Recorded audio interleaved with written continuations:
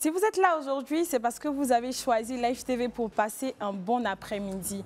Ne vous inquiétez pas, le club commence maintenant après le générique.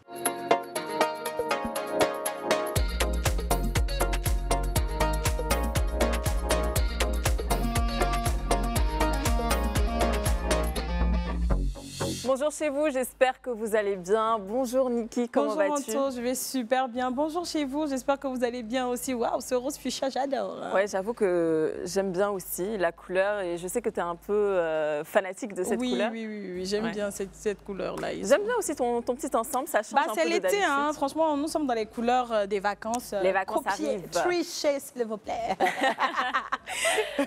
Sinon, à part ça, tout va bien. Ouais, tout va bien. C'est bon, on sent plus trop la saison des pluies. Oui, la pluie est en train de partir, donc je suis dans mon mood. Faut pas t'inquiéter, ça va revenir, sinon c'est juste le moment. C'est une petite blague pour le moment. Bref, alors j'avais une question pour toi. Je ne sais pas si tu as déjà entendu parler de la procréation médicalement assistée. Oui. Oui. Oui. Est-ce que tu as déjà connu une personne de la famille, amie, qui a déjà vécu cette situation? Non, pas vraiment, mais j'ai mon gynécologue qui m'en a parlé parce que tu sais, moi j'ai l'endométriose, donc dans le cas où je ne peux pas procréer, ça c'est une solution entre guillemets. Est-ce que tu as plus d'informations dessus? Bon, vraiment, en fait, je ne vais pas te mentir, ça m'énervait quand il m'a dit ça. Parce que le fait d'entendre que je ne veux pas progresser, ça me fait tellement mal que je dis, bon, écoute, j'ai compris, mais je ne me suis pas informée sur la question. Je ne sais pas pour toi. Et puis, je n'ai pas dans mon entourage aussi des personnes qui ont vécu ça. Il faut savoir qu'il y a beaucoup de femmes qui le vivent en silence des fois. Et donc, c'est important aujourd'hui pour nous d'en parler. Donc, aujourd'hui, on va parler donc de notre parcours pour avoir un enfant. Donc, c'est un couple qui va nous rejoindre sur ce plateau. Et d'ailleurs, pour répondre à ta question, moi, oui. Je n'ai pas vécu cette situation personnellement, mais je connais une dame qui, malheureusement, à un certain moment, elle n'a plus pu procréer. Elle a dû donc... passer par ce chemin-là pour avoir un enfant. Et aujourd'hui, son enfant va très, très bien. Et je lui fais plein de bisous à elle. Sur le plateau du club, aujourd'hui, nous allons recevoir un charmant couple. Roxane et Issa vont nous rejoindre tout de suite sur le plateau. Bonjour. Bonjour. Qu'est-ce que vous êtes rayonnant, dis donc. Tout en beauté. Merci. Comment allez-vous? Super bien. Alors, Roxane et Issa, donc Roxane et Issa. Est-ce qu'on peut faire les présentations? Donc, votre caméra, elle est juste là. Qui est Roxane? Qu'est-ce qu'elle fait dans la vie? D'où vient-elle? D'accord. Alors, donc, Roxane, c'est une jeune maman, du coup, d'un bébé de 20 mois. Oui. Encore au berceau. Encore petite, oui. Oui. Donc là, je me suis lancée dans l'entrepreneuriat. J'ai été cadre en grande distribution pendant 9 ans et aujourd'hui, je suis à mon propre compte, donc voilà. Et puis je suis mariée avec Issa depuis maintenant 5 ans. Super. Et si c'est pas trop indiscret, un entrepreneur dans quoi exactement? Dans la mode. Dans la mode. Et précisément dans le luxe. Bah, écoutez, déjà on le voit, hein, dans la mode, quand elle a dit la mode, je savais déjà qu'il y avait un lien. Parce que franchement, jeune, belle, inspirante en plus. Donc, merci beaucoup. Merci. C'est un plaisir de te recevoir. Merci. Et Issa? Alors moi c'est Issa, j'ai 40 ans, je suis dans le marketing, la publicité. Ok. Je suis directeur d'une agence et je suis très ravi d'accompagner ma femme dans ce projet qui est de véhiculer les informations au sujet de la PMA. Super. Ouais, mais après, c'est rare d'entendre des hommes dire « Ah ouais, je suis ça et j'accompagne ma femme ». C'est très rare. Merci beaucoup, Issa. Merci. Merci d'être présent. Je pense que ça va toucher pas mal d'hommes qui nous regardent en ce moment.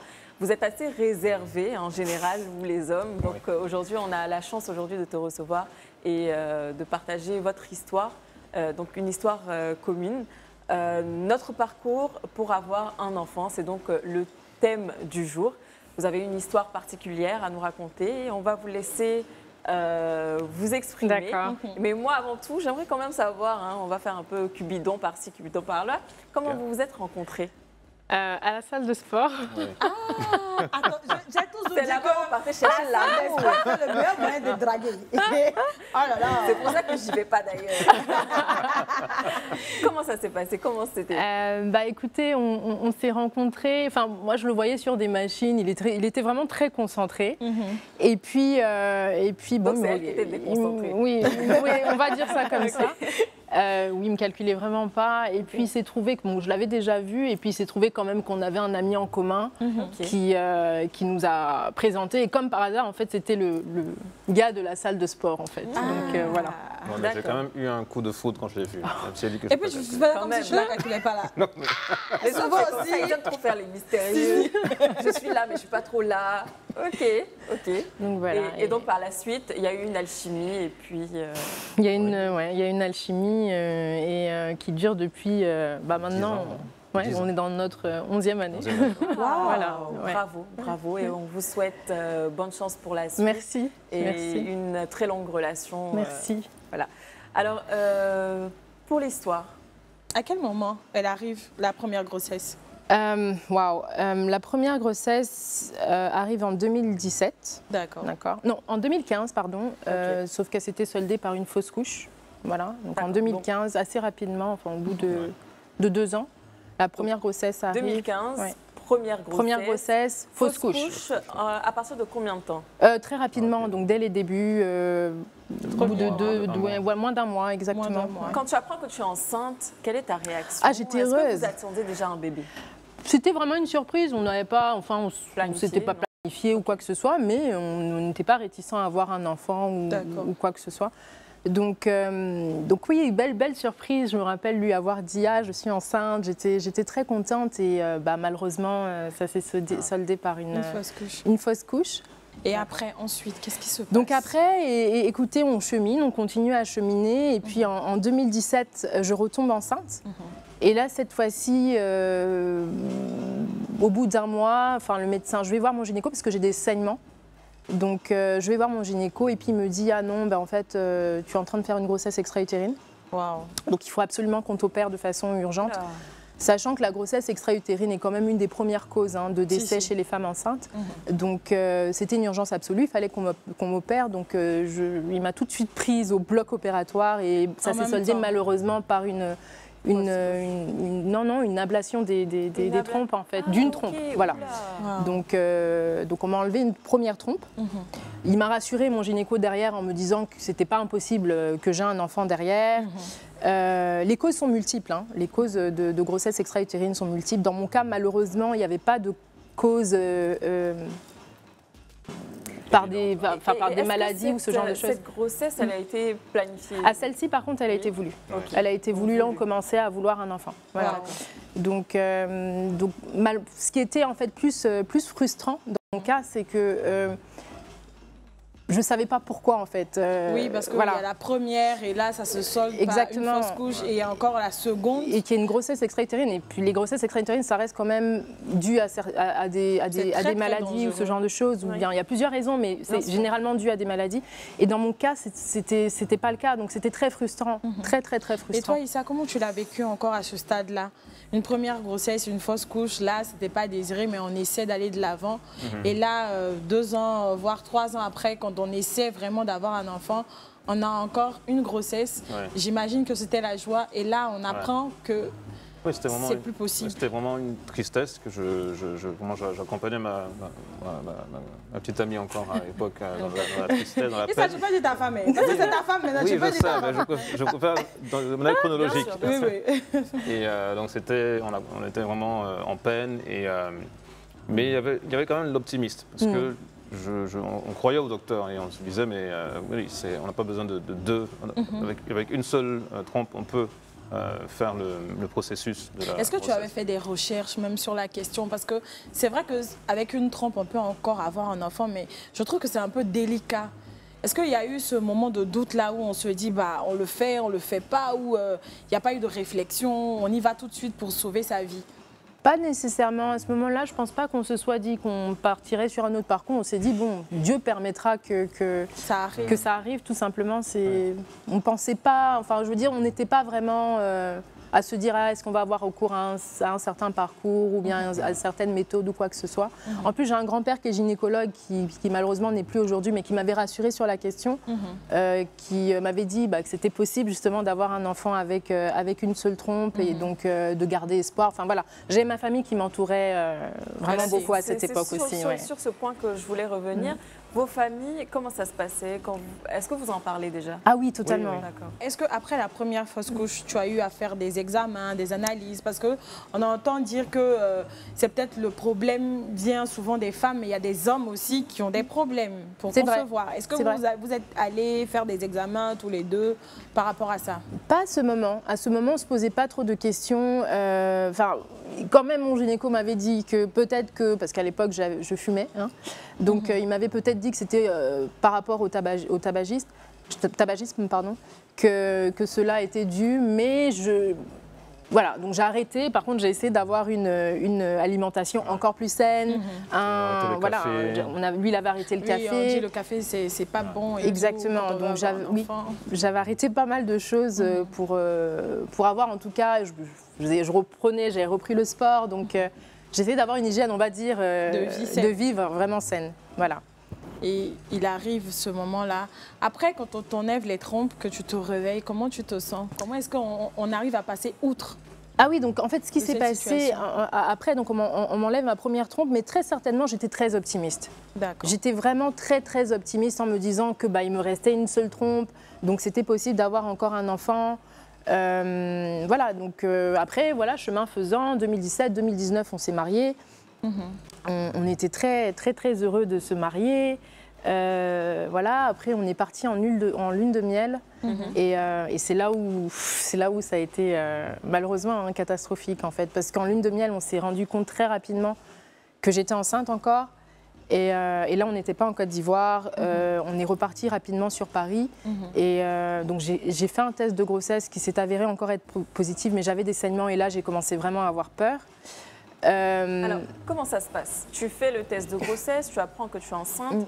Et directement par la suite, combien de jours après, tu découvres que tu as des saignements? Systématiquement, en fait. En fait, j'ai des saignements et je me sens, j'ai les symptômes que je connais des 2 grossesses précédentes que j'ai déjà eues. Et tu te sens mal. Et comme c'est un traumatisme, il faut le dire, ça reste quand même un traumatisme d'avoir des saignements au début de grossesse. Pour moi, tout de suite, il y a quelque chose qui ne va pas et il faut absolument que je le vérifie.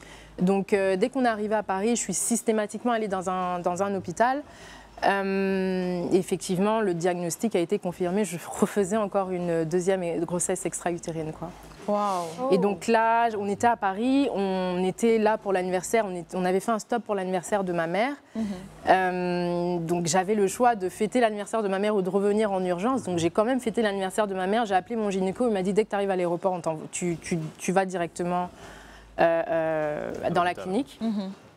Et puis je vais t'opérer. Où tu as trouvé la force au fait d'aller fêter l'anniversaire de ta maman? C'était ma mère, elle était malade, elle était très malade. Je savais que c'était plus ou moins de ses derniers anniversaires. Enfin voilà, elle était très très malade. Donc pour moi, c'était...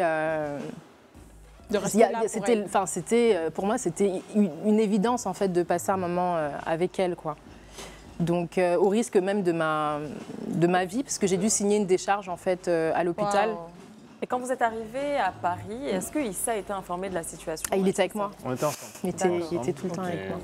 Ouais. Et là, pour un homme, qu'est-ce que tu te dis encore là? Ça fait 3 fois que ça se passe comme ça. Est-ce que là, on n'accuse pas un peu le sort? Est-ce qu'on ne pense même pas à de la sorcellerie? Est-ce qu'on ne cherche pas d'autres voies et moyens? Est-ce que vous vous êtes demandé à ce moment-là qu'un jour, vous pourriez avoir un enfant? Moi, on était tellement dans ce qui se passait, d'en plus déjà sauver ma vie, parce que comme je vous dis, ça reste quand même...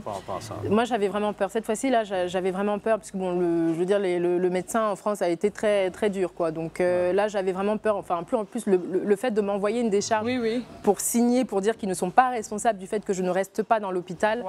Je peux vous dire que là, j'ai eu peur. Mais après, je réfléchissais pas. Je voulais fêter l'anniversaire de ma maman. Le lendemain, on rentrait à Abidjan, donc pour moi, j'allais être pris en charge. Je faisais très confiance en mon gynéco. Il faut savoir qu'il me suivait déjà depuis des années, donc j'avais une ultime confiance en lui.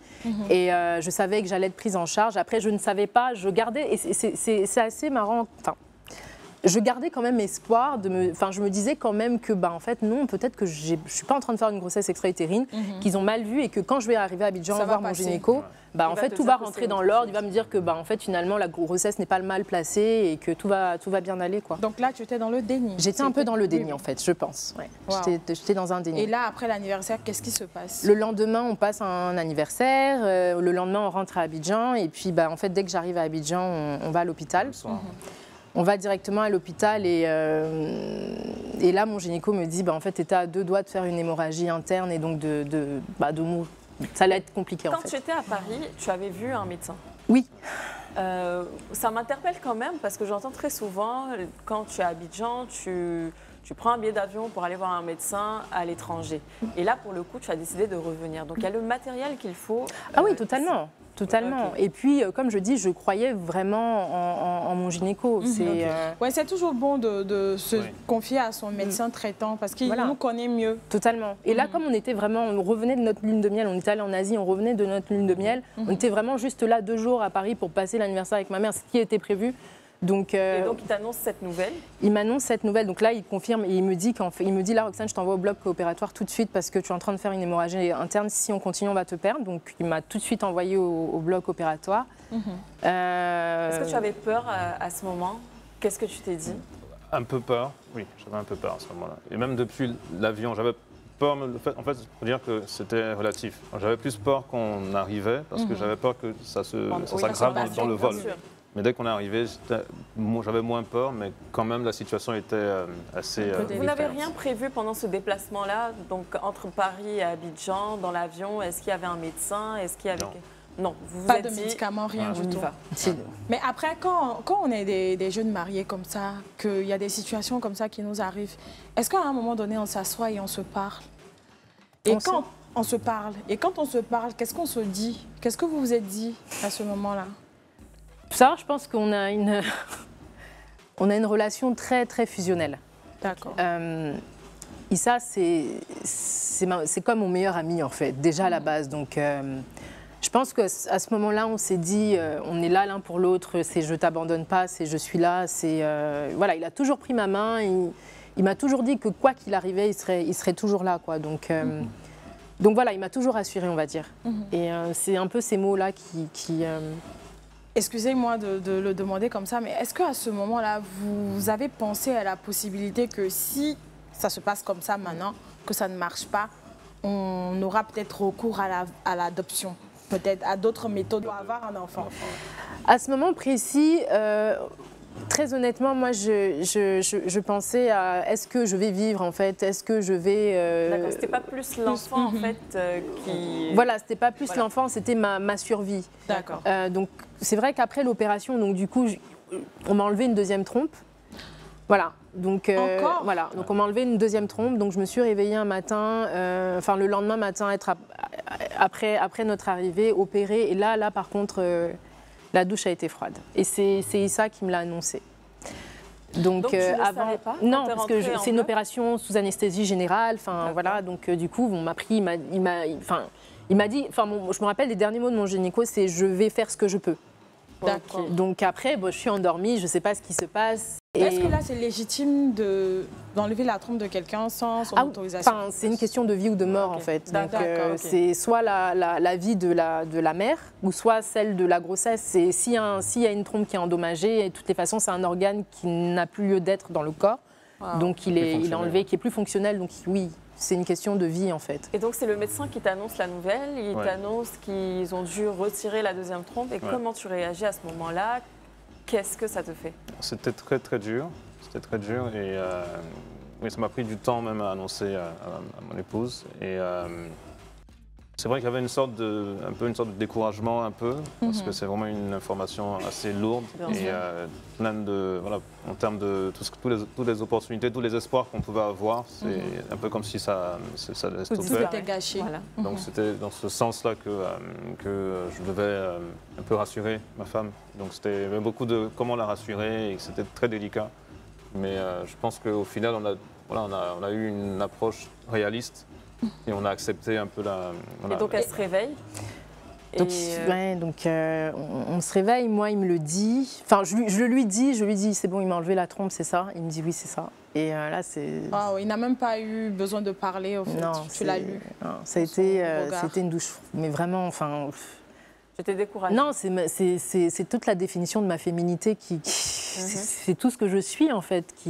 On a beau dire, enfin, je veux dire, les organes génitaux font partie de notre féminité, de comment on se définit en tant que femme, de ce que nos mères nous ont dit, quand tu grandiras, tu auras des enfants. Enfin, la petite fille est construite autour, finalement, de la maternité dans nos éducations, surtout africaines. Donc ça a été, mais c'est pourquoi je suis sur Terre, en fait. Ça a été, mais qu'est-ce que je fais là? Pourquoi je suis là? Et puis même, ça redéfinit les rapports. On était jeunes mariés, ça redéfinit tous nos rapports. Est-ce que je suis vraiment une femme? Non, c'était une grosse dépression. Est-ce qu'à un moment donné, vous vous êtes posé la question de si on reste ensemble ou pas? Est-ce que l'un d'entre vous avait vraiment envie d'avoir un enfant au point de dire « Allez, c'est bon, on doit arrêter notre relation » Non. Non, je pense qu'on était vraiment très... Et justement, je pense que ça nous a encore plus rapprochés. Ça, c'est vrai. Le docteur, au final, vous avez une discussion avec lui? Est-ce qu'il te fait même suivre un traitement particulier? Alors, à ce moment précis, j'ai un gynéco qui est très pragmatique et qui peut parfois même être très dur en parlant. Donc il me dit, écoute Roxane, parce que je pleurais, j'étais dans les émotions, ce qui je pense est normal. Il me dit, écoute Roxane, de ce que je sais de toi, tu es quelqu'un de battant. Il y a des méthodes. Aujourd'hui, voilà, j'ai des femmes de 50 ans qui arrivent à avoir des enfants, j'ai des femmes de 40 ans qui ont des triplés, pardon. Donc toi, tu vas être enceinte, c'est juste que tu ne pourras plus avoir d'enfants naturellement. Donc voilà, tu seras obligée de faire d'avoir un parcours de PMA et de faire une fécondation in vitro. Parce que la PMA, il y a plusieurs techniques et la FIV en fait partie. Voilà, donc il m'a dit que dans mon cas, c'était une fécondation in vitro qu'il fallait que je fasse. Donc il m'a dit qu'il me donnerait des numéros de cliniques à Abidjan, donc de ne pas m'inquiéter, qu'il serait là et c'est ce qu'il a fait. Il nous a soutenus tout le long du parcours. Est-ce que tu étais déjà informée? Est-ce que tu le savais, ça? Alors, je connaissais la PMA parce que, comme je disais encore, mon grand-père était gynéco, donc il pratiquait, lui, des inséminations artificielles, qui est une technique de la PMA. Donc, je savais ce que c'était, je regardais ses bouquins, je savais plus ou moins ce que c'était, mais je n'avais pas d'idée précise des traitements, de comment ça se passe, des détails et tout. Mais oui, j'en avais déjà entendu parler. Et toi, Issa, tu en avais déjà entendu parler aussi? Vaguement, parce que je pense que voilà, seulement qu'on est concerné, je pense qu'on essaie de s'y intéresser. Voilà, exactement. Et donc ensuite, vous faites des recherches? Donc on fait des recherches, donc on est en 2020. On est à ce moment-là en 2020, on se dit ok, on va faire des recherches. Bon, moi, il faut savoir que je traverse une période assez difficile. J'ai ma mère qui est en fin de vie à ce moment-là, donc je me dis ok, là on va... Je viens de traverser... on va respirer un bon coup. Enfin, encore ça, qui vient encore une grosse épreuve qui va arriver. Donc, j'étais consciente que ma mère allait partir. Donc, quand ma mère est partie, c'était encore une grosse épreuve. Et donc, au mois de mai, voilà, donc ça nous a pris 5 mois. Parce que mai 2020. OK. On a commencé à se renseigner. Donc, justement, je suis allée dans la clinique... où mon gynéco m'avait recommandé. Et douche froide, quoi, parce que en fait, je me rendais compte à ce moment-là précis que c'était pas pris en charge par les assurances.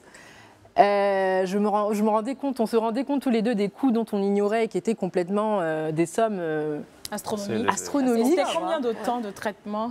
Pour combien? Alors, donc déjà, ça ne se définit pas en temps de traitement, ça se définit en tentative. Voilà, en tentative. Okay. Et donc, pour une tentative, la première clinique dans laquelle on était parti, on nous parlait de 6 millions. Wow. Pour une tentative. Donc, sachant que la tentative... Elle peut marcher ou pas? Elle peut marcher, elle ne peut même pas marcher. Et que la probabilité, même pour qu'elle marche... 70% d'échec. Quand vous regardez les statistiques, et notamment en Afrique, il y a Le Monde qui a sorti des articles sur l'infertilité en Afrique, il y a 70% d'échecs en fait, donc 70% d'échecs, exactement. Et aussi un chiffre, il faut savoir qu'il y a quand même 16,75% de couples qui sont confrontés aujourd'hui à, donc ça fait un couple plus ou moins sur 5 qui est confronté à l'infertilité, quoi. Wow. Ouais, donc c'est ça, il y en a qui en font et puis ils déposent quelque part là. 6 millions. Malheureusement. 6 millions. C'était et à l'époque, on était jeune cadre, c'était beaucoup pour nous. On en a parlé à notre famille, mais pour nous, c'était notre vie, donc on ne voulait pas d'aide pour quoi que ce soit. Et la deuxième clinique, par contre, où on était parti, les coûts étaient moindres. D'accord. On était autour de 3 millions. Mais je sais pas, j'ai pas senti le feeling en fait. Okay, voilà, voilà. Et puis bon, j'avais eu des échos sur cette clinique-là qui n'étaient pas spécialement positifs. C'était un peu bas de gamme? Pas bas de gamme du tout, okay. Mais au contraire, mais les échos que j'avais eu autour de moi, parce que j'avais eu déjà 2-3 personnes. Parce que ce qui est bien quand vous libérez la parole, c'est que les gens aussi parlent. Hein. Oui. Et donc autour de moi, j'avais eu 2 personnes qui avaient eu recours à une tentative de FIV dans cette clinique-là et qui s'étaient soldées par des échecs. Donc je me suis dit, bon, voilà. Et là, on a commencé à regarder plus l'option de l'étranger, tout en étant suivi par mon gynéco qui était en Côte d'Ivoire. Et même lui, quand je lui ai parlé, il m'a dit, écoute, si tu as la possibilité d'aller à l'étranger, vas-y. Pour des raisons financières et puis parce que pour nous, c'était plus avantageux financièrement, bien sûr, parlant. C'était moins. C'était moins pour nous d'aller à l'étranger. Ça nous revenait moins cher. Combien, par exemple? Alors, faut savoir qu'une tentative en France, on tourne autour, ça dépend des hôpitaux privés ou bien publics, mais on tourne autour de 2 000 € moyennement. D'accord. Ce qui est plus ou moins abordable. Voilà. Donc on est parti, on est resté bien 6 mois à l'étranger. 6 mois. 6 à voire plus même. 9 mois, on va dire, à l'étranger. Ouais. Et donc, vous arrivez là-bas et vous appréhendez? On appréhende. Et vous avez déjà un contact là-bas ou là-bas aussi, vous commencez à faire des recherches? Alors, on a la chance, je te laisse parler un peu. Ouais, j'ai des amis qui sont dans le monde médical en France et qui nous ont bien recommandé à des professeurs, à des docteurs aussi. D'accord. Et donc là-bas, vous arrivez? Donc là-bas, on arrive, donc on fait premier entretien avec le gynéco, donc du coup qui va être en charge dans le centre de PMA dans lequel on est, qui va être en charge justement de notre prise en charge. Et donc ça se passe bien, on a un bon feeling avec la gynéco, ça se passe super bien, elle nous dit les examens qu'on va faire, et là on découvre, on se dit ok d'accord, on ne savait pas que c'était autant compliqué. Il y avait énormément d'examens. Je crois qu'on a les étapes? Alors, la première étape déjà, c'est de savoir un peu les antécédents familiaux. Est-ce qu'il y a des maladies? Donc c'est vraiment un questionnaire, de savoir qui on est, de savoir d'où on vient et tout. À chacun ou c'était que toi seul? Non, tous les deux. Tous les deux. Après, c'est la batterie d'examens. Je crois qu'on a fait 40 tests. Hein. Ouais. Cumulé, on a fait 40 tests, oui. 40 d'enfants, c'est compliqué. 40, c'est quoi les tests? Tout ce qui est dépistage, donc de tout ce qui est toute maladie sexuellement transmissible. Bon, il y en avait, oui, les papillomavirus, il y en avait 40 au total à peu près d'examens.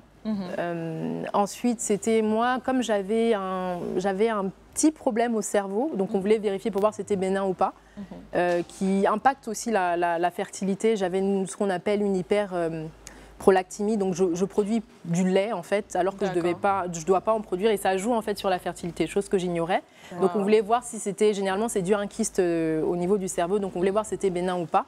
Donc mon kyste, j'avais bien un kyste dans le cerveau et il était bien bénin. Donc à ce moment-là, on s'est dit ok. Et puis toi, je te laisse. Spermographe et puis d'autres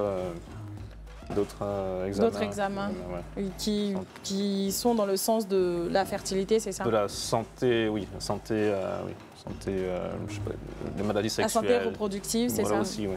D'accord. Et après cette batterie d'examens-là... Et tout ça, ça a un coût déjà? Oui, mais qui est pas élevé comme ce qu'on nous avait annoncé ici en fait. D'accord. Okay. Et donc par la suite?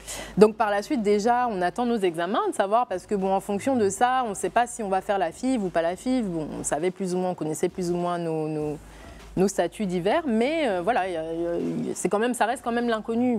Donc on a eu nos résultats, tout était bon, donc on est reparti voir le gynéco et là du coup il y a le protocole qui se met en place. Donc le protocole c'est en fonction de qui je suis, de qui il est, de nos examens, quel protocole va être adapté à nous. Donc c'était là par exemple c'était une FIV. Il faut savoir que dans les FIV il y a plusieurs types de FIV, donc nous c'était une FIV classique. Et donc voilà, donc on est parti pour ça. Et puis là commençaient les traitements. Il y avait une première phase justement de stimulation. ovarienne. Donc, par cycle, toutes les femmes produisent un ovule.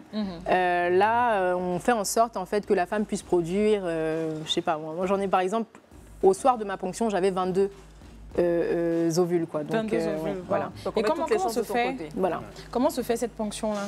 Alors, donc déjà, il y a le traitement, donc il y a une stimulation en fait, ovarienne qui est faite et la ponction se fait sous anesthésie générale. On retire en fait les ovocytes et qui sont tout de suite pris et qui sont envoyés en biologie. Et ensuite, le sperme est recueilli et il y a fécondation à ce moment-là. Voilà. C'est très intéressant. Moi, je veux bien Très savoir, intéressant. Parce que non, franchement, c'est intéressant et c'est surtout, c'est la première fois qu'on reçoit un couple comme ça sur le plateau. Donc, on veut vraiment rentrer dans les détails. On va le faire juste après la pub. Ne bougez pas, à tout de suite. Notre parcours pour avoir un enfant, Roxane et Issa sont là pour nous raconter leur histoire. Donc, on a eu la première partie et donc là, c'est la suite. Oui. Donc, comment ça s'est fait et quel a été le premier test Comment ça a été? Oui, quel a été le résultat du premier test? Pour ceux qui ont raté la première partie, allez regarder la rediffusion sur YouTube. Et demain à 8h. Donc après ma ponction, je me rappelle, le laboratoire nous appelait le lendemain pour nous dire « Ah, vous avez eu… » Bon, déjà, dès qu'on a fini la ponction, on m'a annoncé que j'avais eu 22 ovocytes, donc 22 potentiels bébés, entre guillemets, c'est ce que ça veut dire. Et puis le lendemain… Très beau aussi. Le docteur disait qu'ils étaient très beaux, c'est vrai. C'est vrai ça? Oui. Vous avez vu? Non, c'est ce que les médecins au niveau du labo nous ont dit. Je ne sais pas à quoi ça ressemble dans leur langage, ça veut dire que c'est très beau. Faut savoir aussi que franchement, je maximisais aussi, c'est vrai je ne l'ai pas dit, mais je maximisais vraiment toutes les chances de mon côté. J'avais changé complètement d'alimentation, je prenais des compléments alimentaires, mais vraiment, enfin… Est-ce que ça aussi, c'est pas stressant aussi, le fait de penser bébé? J'étais dans un objectif. En fait, moi, je voulais mon bébé. Tu veux ton enfant. Mais sans mettre de pression. Parce que pour moi, à la fin de la journée, c'était la volonté de Dieu ou c'était pas la volonté de Dieu. Mais par contre, je me donnais toutes les chances possibles pour arriver à mon objectif. In fine, c'était pas moi qui décide et ça, je le savais, ni les médecins, ni quoi que ce soit. C'était de l'ordre du divin. Donc, pour moi… il fallait mettre toutes les chances de son côté. Donc, changer mon alimentation, prendre des compléments alimentaires, enfin, c'était maximiser toutes ces chances-là. Avant de continuer, Issa, je ne sais pas si toi aussi tu le faisais, parce que même en Afrique ici, hein, le truc de l'enfantement et tout est transféré sur la femme. En tant que comme toi, qu'est-ce que tu faisais? Est-ce que tu changeais aussi ton alimentation? Est-ce que tu suivais d'autres choses aussi? Oui, j'essayais d'optimiser mes capacités pour la grossesse. Je connais par exemple du ashwagandha, c'est une poudre indienne qui favorise la fertilité. Je faisais beaucoup de sport. Je suis sportif de manière générale déjà. Et oui, on mangeait assez sainement tous les deux. Ouais. Vous mangez ça, mais est-ce que c'était bon aussi? C'était très bon, très bon. parce que c'est lui qui préparait beaucoup. Ouais. Il avait un régime iodien aussi. Iodé. Voilà, donc je mangeais beaucoup de poissons. C'est lui qui faisait la cuisine. Ah, ça, mon mari, ça. Donc, du coup, heureusement qu'on l'a sur le plateau. Oui. Du coup, on revient au laboratoire, on nous dit que les ovocytes sont beaux. Que les ovocytes sont super beaux et que donc ils nous appelleraient le lendemain pour nous dire du coup par contre combien seraient fécondés. Et donc là, c'était, je me rappelle, une journée de stress. On essayait de sortir un peu, se promener, mais c'était une journée de stress parce que bon là, tout peut se passer, il peut ne rien avoir, il peut ne avoir aucun embryon ou avoir des embryons, enfin tout, on ne sait pas quoi. Donc le lendemain, quand on a reçu l'appel, on nous a dit qu'on avait 5 parfaits. Non, on en avait 10, pardon. Et en fait, il faut savoir que on m'a implanté des embryons à 5 jours, qu'on appelle des blastocystes. Donc, du coup, le lendemain, il y en avait 10, et puis au bout de 5 jours, il en restait 5. Voilà. Wow. Donc, il restait 5 beaux embryons. D'accord. Voilà. Maintenant, sur ces 5, il y avait un qui devait maintenant… Alors, donc, deuxième difficulté à ce moment-là, et c'est pour ça que ça a mis plus de temps et qu'on est resté plus de temps en France, c'est que c'est les conséquences des fois des traitements. On peut faire une hyperstimulation. Donc, à ce moment-là, on met le corps au repos. On attend avant de faire le transfert d'embryon. Donc, on ne m'a pas fait un transfert d'embryon frais. On a congelé les embryons avant de me faire un transfert. Donc, il fallait que je reste au repos pendant 1 mois. Pendant un mois. Sans rien faire. Sans rien faire, sans traitement, pour que justement au niveau des ovaires, tout se calme, au niveau de mon appareil, des hormones, enfin tout redescende et tout se calme. Est-ce qu'il y avait un stress à ce moment-là? Oui. Oui, parce que là, on se dit, on a des embryons congelés. Est-ce que ça a marché, sachant qu'on lit sur Internet que ça diminue les chances? Ah, quand on congèle? Oui. Ok. Ça diminue encore les chances. Enfin, un embryon frais a plus de chances de terminer par une grossesse qu'un embryon congelé. Donc, c'est beaucoup de stress. Oui. Mais après, Roxane, moi, je sais pas, je sens beaucoup de résilience, je sens beaucoup de force. D'où tu puises cette énergie-là? Comment tu faisais pour gérer ton stress? Parce que moi, je connais des personnes qui, au bout de 1, 2, 3, 4, 5 fausses couches, c'est la résignation totale. Franchement, je sais pas comment. Je sais pas. Honnêtement, je sais pas. Je pense aussi ça y est pour beaucoup. Faut pas que je dise que oui, je suis une femme forte. C'est vrai que de nature, je pense un caractère assez fort. Mais Issa y est pour beaucoup parce qu'il a toujours les mots justes en fait pour me soutenir. Il sait comment me parler. Il est drôle, donc il me fait oublier tout ça au quotidien et. Je pense qu'on ne l'a jamais pris comme quelque chose de grave. Voilà, on n'a jamais pris cette situation comme quelque chose de grave. On a eu la chance aussi d'être isolés plus ou moins, de ne pas, de le dire à nos familles. On n'a pas caché à nos amis. On disait qu'on faisait une PMA, qu'on était... Enfin, à nos proches, en tout cas, ils savaient pourquoi on était partis en France. Mais on avait plus de soutien que de pression. Ah, comment ça se passe? Moi, mon père, je vois, il ne m'a pas posé une seule question pendant tout mon parcours. Il a juste attendu que je lui dise que je sois enceinte, mais à aucun moment il m'a demandé alors comment est-ce que ça se passe. Non, ça a toujours été des paroles très positives. Donc ça aussi, je pense que l'environnement compte pour beaucoup. Le soutien de tout le monde. Et le soutien de tout le monde nous a beaucoup aidés. Il y a tous les aspects entre-temps, mais des remarques, qu'est-ce qu'on s'en est essuyé. Moi, j'ai déjà des personnes qui m'ont dit, mais toi, tu veux pas faire d'enfant. Enfin, un couple qui est ensemble depuis je sais pas combien d'années, si vous voyez... Et vraiment, pardonnez, je vous dis à vous, si vous voyez un couple qui est ensemble depuis 11 ans ou 10 ans, qui n'ont pas d'enfants, c'est pas parce qu'ils ne veulent pas avoir d'enfants, c'est parce qu'ils essayent et qu'ils n'arrivent pas. Donc arrêtez de poser des questions. Voilà. Donc le fait de poser des questions, voilà, parce que ça peut être dur. Moi, je sais que j'ai déjà pleuré, j'ai eu des remarques, j'ai déjà pleuré. J'ai déjà pleuré dans ses bras en lui disant mais regarde ce qu'on vient de me dire aujourd'hui, regarde ce qu'on m'a dit. Voilà, ça a été dur aussi. Donc du coup, vous avez su être forts tous les deux. Un mois au repos. Un mois au repos. Donc là, ça tombait à la période de Noël. C'est ça qui faisait le ménage. On faisait les deux. On faisait nous deux le ménage. Non, le ménage, on faisait nous deux le ménage. Et donc, c'est la période de Noël. De Noël. Donc j'ai ma sœur qui est en France, donc on a passé Noël ensemble. Et puis bon, finalement, ça a été programmé, le transfert a été programmé pour février. Donc moi, j'avais voyagé entre-temps, histoire de vraiment décompresser. J'étais allée voir ma tante. Février, là, c'est un bon mois. C'est mon mois en plus. C'est mon mois de naissance aussi. Moi aussi. Et donc voilà, je suis allée voir ma tante parce que c'est quelqu'un d'ultra positif, donc je suis vraiment allée la voir pour m'entourer de positivité, de bonne énergie. Et puis je suis revenue à Paris et après 4 jours après, 4 jours après mon anniversaire d'ailleurs, on faisait le transfert embryonnaire. Et à ce moment-là, comment tu te sentais pendant qu'on faisait J'étais sereine. Sincèrement, ce jour-là, je me rappelle ce matin, j'étais sereine, j'ai prié. Je me suis dit que la volonté de Dieu se fasse. En fait. C'est maintenant ou jamais. C'est maintenant ou jamais que sa volonté se fasse. Voilà, c'est mon moment. Et en fait, pendant qu'on était en train de faire le transfert, il s'est passé quelque chose d'assez formidable. Donc, le gynéco, donc faut savoir que c'est un gynéco. Donc l'embryon est au laboratoire, on le met dans un cathéter qui est long comme ça pour l'introduire directement dans l'utérus. Donc pendant le transfert, donc je vois le labo qui vient avec, il donne le cathéter au gynéco. Et puis elle essaye de trouver mon utérus, elle me dit ah j'arrive pas et tout, donc elle cherche. Donc là je me dis Seigneur mon. C'est pas sur anesthésie. Ah non. Ça fait pas mal. Ça fait pas très mal. C'est des petites gênes mais ça fait pas mal. D'accord. Donc tu voyais tout. Donc je voyais tout à l'écran et je vois tout ce qui se passe. Je vois quelque chose à l'écran qui bouge. Donc c'était le cathéter qui cherchait mon utérus. Et le gynéco qui cherchait mon utérus, pardon. Et là, enfin, elle me dit, bon, je pense qu'il est rentré, je suis pas sûre. Ah, vous avez un bel utérus? Oui, d'accord. Mais d'accord, bon, j'essaye. Et puis elle me dit, bon, là, je pense que c'est bon. Et elle ressort le cathéter. Et puis elle me dit, ah mince, l'embryon est resté au bout du cathéter. Et là, ce moment précis, je dis, Seigneur, tu peux pas me faire ça.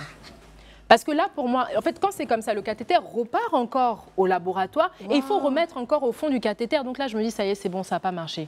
Oh là là. Et puis, il y a une voix qui me dit, je suis venue pour vivre. Et là, je me suis dit, si ça marche, si ça marche, ma fille qui viendra ou mon enfant, j'étais persuadée que c'était une fille déjà. Wow. Parce que j'avais trouvé que des noms de filles. Wow. Et en fait, on a perdu nos mères tous les deux.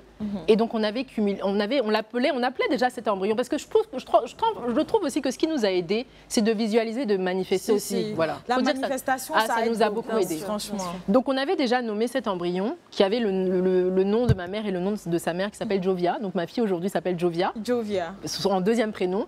Mais donc, du coup, j'ai dit non. Tu viens pour vivre en fait. Et donc, oui, donc elle a remis l'embryon, on a remis le cathéter et là elle m'a dit oui, bah c'est bon. Et puis elle, en fait, elle va... Enfin, oui, en fait, c'est ça. Moi, c'est le quotidien. Moi, c'est le début du changement peut-être éventuel de toute ma vie et de la recherche de ces 7 ans d'infertilité. Donc, c'est la recherche d'un accomplissement peut-être de quelque chose. Bien sûr. Donc, écoutez, on est retourné à la maison, là, vraiment, parce que pendant 2 semaines, il fallait que j'essaye de penser à autre chose, parce que c'est au bout de 2 semaines qu'on fait le test de grossesse pour savoir s'il est positif ou négatif. Ah ouais. Donc, c'est 2 semaines. Et là, je peux vous dire, les filles, franchement, c'est les 2 semaines les plus... compliquées. Les plus éprouvantes de ma vie en termes de patience. Je te comprends. Et c'est de le là... stress pourrait agir sur... Bien sûr, Okay. bien sûr. Okay. Et donc, il faut lutter en fait avec le stress stresser, interne. Faut pas penser à ça. Donc là, c'était de la méditation. Je méditais beaucoup, beaucoup, beaucoup. Issa vraiment a été un ange pendant toute cette période. Honnêtement, je faisais rien du tout. Il me donnait à manger, il faisait le ménage, il faisait rien du tout. Je voulais sortir, il me disait ok, allons. On sort, et puis il y a des amis qui sont venus, on est sortis. Enfin, vraiment, j'essaie de penser à autre chose, changer un peu d'air et tout. Et puis, on nous avait dit d'attendre 2 semaines. Mais l'impatience de Roxane. L'impatience de Roxane, c'est trop. C'était trop. C'est trop. Je te comprends, ma soeur, je te comprends. Donc, au bout de 10 jours, tu as que des je suis allée 10 jours. Je suis allée regarder le test qui donne les résultats le plus rapidement possible. Je suis allée... On a pris 4 tests, oui. Je suis allée acheter 4 tests. Non, la bonne fille sont rigoler. Là, franchement, c'était maintenant... Jovia, tes parents là, ce sont tes dieux de... Et puis, je me rappelle, je lui ai pas dit que j'allais aller faire le test. Je suis allée dans la douche. Il était en train de faire une tarte aux pommes. Pause d'abord. Attendez là. On va partir pour une pause publicitaire, on revient juste après.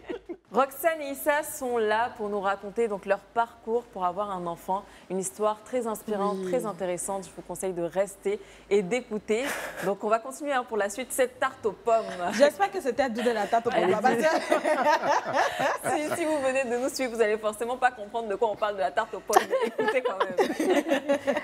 Donc là, moi, du coup, je vois qu'il est dans la cuisine en train de faire sa tarte aux pommes. Concentré. Donc concentré, voilà, exactement, c'est ça, très concentré. Et là, je lui dis rien. Ok.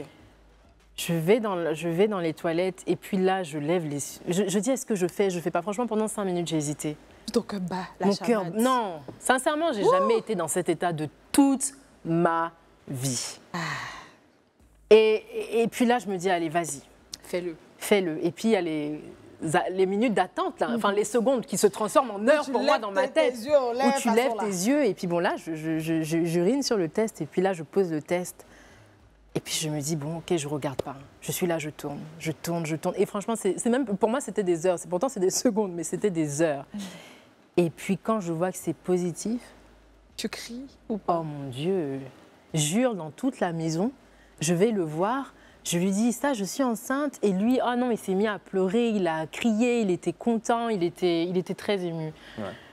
Mais la tarte aux pommes, là. Non, franchement, regardez, la chair de poule. Entrer dans la chair de poule. Mais Issa, là, tu t'es concentré sur ta tarte aux pommes. Oui. Tu entends ta femme qui crie. Oui, Quelle est ta première réaction là, tu penses à quoi? Au départ, j'étais... Mais pourquoi elle a fait ça? On a dit d'attendre 2 semaines. Pourquoi elle a... Donc, j'étais un peu... Mais avant même de savoir qu'elle était enceinte, tu entends des cris, qu'est-ce que tu te dis? Oui, je me dis, mais qu'est-ce que... Je sais pas. Je sais pas trop. Je sais pas trop à quoi m'attendre. Okay. Et je veux juste être prêt en fonction de la situation. Ah oui, c'est vrai, parce qu'effectivement, ça aurait pu être négatif et j'aurais pu crier. Donc j'étais un peu comme ça. Et quand je vois après, j'ai dit, ah, ouf, c'est comme un gros ouf. Et voilà. Et les 3 autres tests là, ils ont servi ou pas? Bien sûr qu'ils ont servi. Ah oui, non, bien sûr qu'ils ont servi. Tous les 2 jours, je refaisais des tests. puisque ça mettait les semaines. Et pour moi, en fait, si le taux augmente et ne diminue pas, c'est que la grossesse évolue. Donc si ça augmente, si on me dit là, vous êtes à 2 semaines, c'est en fonction du taux, parce que c'est un test électronique. Digital. Donc je me disais, non, c'est que la grossesse évolue. Jusqu'au test sanguin, il fallait attendre les 2 semaines. Donc pendant les 4 jours qui restaient là, tu as fait des j'ai fait. Tu arrives là-bas, même tu sais déjà. Je sais que c'est réalité. Et puis là encore vient notre stress, c'est que en fait, il faut que cette grossesse se termine et qu'elle se confirme. Et donc et là, par contre, j'ai le soutien des infirmières. C'est beau, hein, j'ai le soutien des infirmières, du centre qui, à chaque fois, parce que je faisais les tests, donc le premier test sanguin s'est avéré positif. Après, il fallait en refaire un 3 jours après, et puis après, 6 jours après. Donc, pendant tous ces 3 tests-là, j'ai eu vraiment le soutien de l'équipe médicale et tout. Donc, quand je leur ai confirmé par une échographie au bout de 1 mois, enfin, que j'étais enceinte, oh là là. Elles étaient tellement heureuses et voilà. Et puis on s'est dit, bon, qu'est-ce qu'on fait maintenant? Est-ce qu'on rentre à Abidjan? On va rentrer à Abidjan, c'est bon, on est resté là 9 mois. Vous avez appelé votre gynécologue? Ah non, bien sûr, bien sûr, bien sûr. Je lui ai envoyé un message, il était heureux, il était heureux. Mais là, est-ce qu'on n'a pas cette petite peur-là de bien sûr. ça va tomber encore ou bien? Bien sûr. Comment ça s'est passé? Comment ça se passe pour la grossesse? C'était stressant. Ça a été, enfin, les 3 premiers mois, parce que c'est les 3 premiers mois les plus compliqués, donc ça a été stressant pendant 3 mois. Mais vraiment, je me suis armée de force en me disant... En fait, j'étais convaincue quelque part que cet enfant-là venait pour naître. Parce que je me suis dit, non Seigneur, si quand on a mis le cathéter, on a remis une 2e fois, cette grossesse s'est maintenue, sachant qu'en plus, c'est un embryon congelé. Donc, comme je vous dis, j'avais juste 20% de chance que ça marche. Donc, si dans ces 20% de chance, on a resté une 2e fois en plus, c'est que c'était la bonne. C'est que c'était la bonne. Donc, j'essayais d'être confiante au mieux. On est rentré à Abidjan. Donc après être 9 mois d'être parti de chez nous, notre maison, on retrouvait notre cocon, on retrouvait nos amis, notre famille. Ils étaient heureux, ils étaient vraiment heureux. Je me rappelle de ma grand-mère elle était heureuse, Elle voulait me faire à manger tous les jours, elle était vraiment heureuse. Et donc le jour de l'accouchement? Waouh! Non, attends, la grossesse, grossesse très honnêtement, une grossesse. Non, à partir du moment où on est enceinte, c'est fini.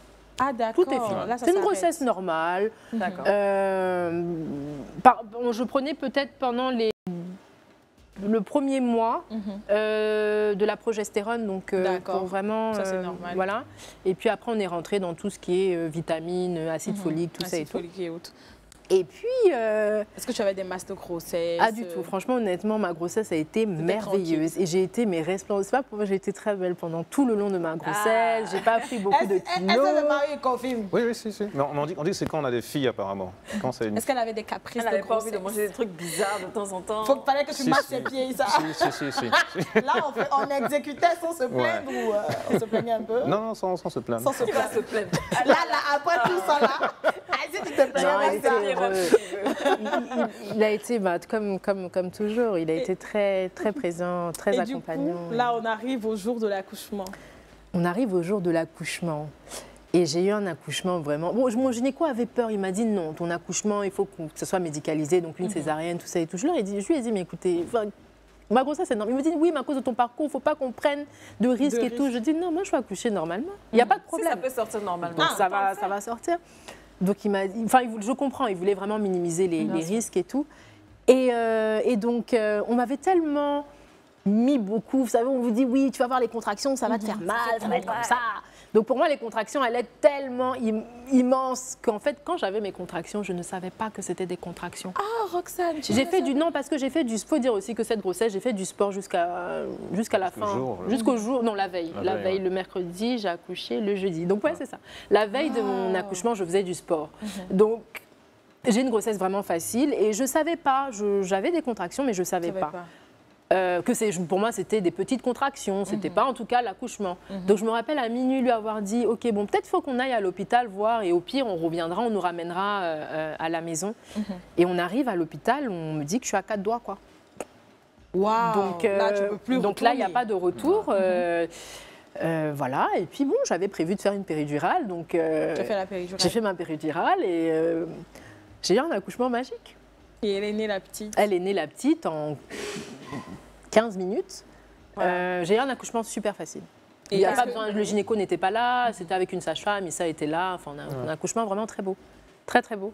Elle est née à 4 heures, donc très beau, levé entre 4h15. Ah donc ouais. Ouais. Et quand elle naît, que vous entendez les cris, Issa, toi, comment tu te sens? Les premiers pleurs. C'est magique, c'était magique. C'était un peu surréaliste, un peu. C'était un peu. C'est un moment magique, oui. moment magique. C'était l'accomplissement de tout ça, en fait. Moi, c'est là que tu as vraiment relâché. C'est là où je pense que c'est là où j'ai relâché. Est-ce que le vent, là, le petit vent qui souffle, là, ça t'a soufflé, le vent glacé, là? Ça m'a fait ça. Ouais. Ça m'a fait ça. Ça m'a fait ça. Et ouais, c'est vrai que ça m'a fait ça. Et quand j'ai eu ma fille, quand j'ai vu... J'étais dans un autre monde. Je pense pendant 4-5 jours, j'étais dans un autre monde. Je faisais que chanter, je faisais que louer, je faisais que... Parce que pour moi, c'était ça, en fait. C'était juste ça. Et vous savez, un truc assez magique, elle s'appelle Kélani. Son prénom principal, c'est Kélani. Et en fait, je ne savais absolument pas du tout qu'en hébreu, ça voulait dire une prière, une longue prière à laquelle Dieu répondait. Je ne savais absolument pas du tout. Kélani. Kélani. En tout cas, Kélani, elle est venue pour rester. Elle devait naître. Elle devait naître. Elle devait naître. Ouais. Donc voilà. Et puis voilà, donc aujourd'hui, pour moi, j'ai fait le plus beau combat de ma vie, hein, qu'on se dise honnêtement, tout ce qui vient après est que bonus. Si j'ai un deuxième enfant aujourd'hui, c'est du bonus. Je compte en avoir un deuxième. On compte en avoir un deuxième. Par la même méthode, parce que je ne peux qu'avoir des enfants comme ça. Voilà, je l'accepte et je suis heureuse aujourd'hui. Je suis une mère heureuse, une femme épanouie. Kélani aussi va bien. Elle va super bien. J'imagine qu'elle doit être Elle est dynamique. Ah non. Elle est super énergétique. Elle a plein de... c'est vraiment un enfant... Elle est solaire, en fait. C'est vraiment pleine de vie. Elle est... Ouais, c'est une belle enfant. C'est beau. Est-ce que quand elle va grandir, vous allez lui raconter son histoire? Très rapidement. Oui. Très rapidement, parce que faut savoir que pour moi... Croyez-moi que ça ne sera pas aussi rapide que ça, parce que l'émission va rester sur YouTube. De passage, plein de bisous à toi. Bisous, Kélani. Elle va dire, mais mes parents, ça attend, je clique dessus. Et puis voilà, elle a tout compris. Parce que pour moi, c'est important d'en parler. C'est important d'en parler, c'est important de normaliser. Parce qu'avoir un enfant, c'est quelque chose de normal. Avoir recours à ces méthodes-là, c'est là, la médecine permet ça. Donc pour moi, c'est juste normal, en fait. Donc c'est pas un enfant différent, c'est pas une grossesse différente, c'est juste le chemin pour arriver à une grossesse qui est peut-être différent, mais qui fait de belles histoires. Je veux dire, moi, ma fille, demain, je serais heureuse de lui raconter que voilà comment elle est venue. Elle aurait une histoire particulière et singulière et propre à elle, en fait. Donc je suis très heureuse du parcours qu'on a fait et si je pense qu'on en parle aujourd'hui, c'est pour dire qu'il faut en parler autour de soi pour pouvoir avoir accès à l'information. Il ne faut pas rester à se dire non, c'est pas... avec plein de préjugés ou d'appréhensions, beaucoup de préjugés. Oui, parce que je me rappelle, j'en parlais avec une aînée. Une fois, je disais que si je n'arrive pas à procréer, peut-être que je vais faire ce genre de choses. Et elle dit, ah, mais ça, c'est des trucs de blanc, c'est des trucs mystiques et tout. Mais non, justement, on est en train de démystifier la chose. Exactement. On est en train de montrer que si quelqu'un ne peut pas arriver à procréer naturellement, il y a des méthodes qui sont là. Il y a des moyens qui sont là. Vous pouvez y arriver dans le fond. Bien sûr. Absolument. Alors, on est bientôt en fin d'émission. Moi, ce que je veux de votre part, c'est que chacun de vous apporte un message. Roxane, à toutes les femmes qui te regardent en ce moment, qui peut-être sont passées par le même parcours que toi, un message à ces personnes-là. Et toi, pour le coup, aux hommes, parce que pas mal d'hommes aussi abandonnent leurs femmes dans ces situations. Quel message donnerez-vous à toutes ces personnes qui nous regardent? Donc moi, ce que je veux dire à toutes les femmes qui traversent ces parcours-là, qui n'arrivent pas à avoir d'enfants ou qui ont des difficultés à avoir d'enfants pour diverses raisons, parce qu'on sait très bien qu'il y a diverses raisons. Il y a l'endométriose, comme tu citais, il y a des syndromes comme SOPK, il y a des maladies qui font qu'on ne peut pas avoir d'enfants, il y a tellement de choses. C'est de ne pas se décourager, de s'informer, d'avoir recours justement d'aller dans des cliniques, d'en parler librement à son gynéco, et puis de ne pas avoir honte surtout, de se dire qu'on ne peut pas avoir d'enfant naturellement ou naturellement. Il n'y a pas une question de naturel ou de naturel. L'objectif, c'est d'avoir un enfant et c'est ce qu'il y a de plus important. C'est la finalité qui compte et pas la manière dont on a l'enfant. Donc vraiment, ne vous découragez pas. Allez-y.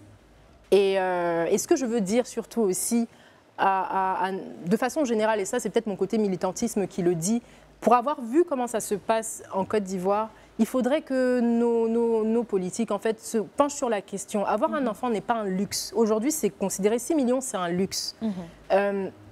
Pour moi, il faudrait qu'il y ait des prises en charge pour ces femmes-là, d'un point de vue étatique. Et puis aussi que ce soit pris en charge par les assurances, parce que ça reste du domaine médical. Voilà. Oui, oui. Donc il faudrait qu'on se penche sur ces sujets-là pour que ça puisse se faire. Parce que encore une fois, avoir un enfant n'est pas un luxe, c'est un droit. Donc, et quelle que soit la manière dont on a un enfant. Merci beaucoup pour ton conseil et pour ton message. Moi, ce que je dirais, c'est que la plus belle chose, c'est de soutenir sa conjointe dans ce genre de parcours. Et que ça ne peut que renforcer l'amour. Et pour moi, c'est le but d'être en couple. Donc ça va de soi. Moi, donc, Bien sûr, bien sûr. Et donc voilà, hein, tous ces hommes-là qui nous regardent en ce moment, prenez exemple sur leur couple. Issa est un très bon mari, il l'est toujours. Et on le remercie, on te remercie infiniment d'avoir accompagné Roxane. Aujourd'hui, on la voit toute souriante et ça, je sais que d'une part, c'est grâce à toi. Et Roxane, à toi, courage encore. Et j'attends mon futur neveu. En tout cas, à vous qui nous regardez en ce moment, on vous souhaite une bonne fin d'après-midi et puis très bonne suite des programmes sur Live TV. Bisous. Bisous. merci.